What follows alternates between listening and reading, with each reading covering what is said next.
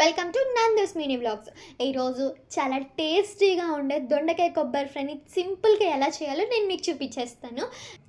దొండకాయ ఇష్టం లేని వాళ్ళు కూడా చాలా ఇష్టంగా తింటారు. ఫస్ట్ మనం దొండకాయలు తీసుకొని నీట్గా క్లీన్ చేసుకొని బార్ ముక్కలుగా కోసుకోవాలి. దాంతోపాటు ఒక చిన్న ఉల్లిపాయను తీసుకొని చీలికలుగా కోసుకొని పక్కన పెట్టేసుకోవాలి. నెక్స్ట్ మనం ఒక కొబ్బరి చిప్పని తీసుకొని నీట్గా కట్ చేసుకొని మిక్సీ పట్టేసి బాయిల్లోకి తీసుకొని పక్కన పెట్టేసుకోవాలి.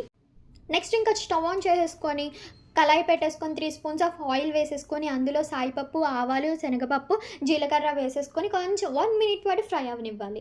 అవి ఫ్రై అయ్యాక ఆనియన్స్ వేసి లైట్ బ్రౌన్ కలర్ వచ్చే వరకు ఫ్రై అవనిస్తే చాలు. ఆనియన్స్ ఫ్రై అయ్యాక ఇంకా దొండకాయ ముక్కల్ని వేసి ఒకసారి పోపంతా దొండకాయ ముక్కల్లో కలిసేటట్టు ఒకసారి కలుపుకోవాలి.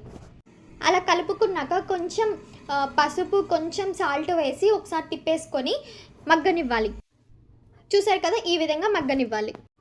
దొండకాయలు ఫ్రై అయ్యాక ఇంకా అందులో కొబ్బరి వేసేసి బ్రౌన్ కలర్ వచ్చేంత వరకు ఫ్రై చేసుకోవాలి.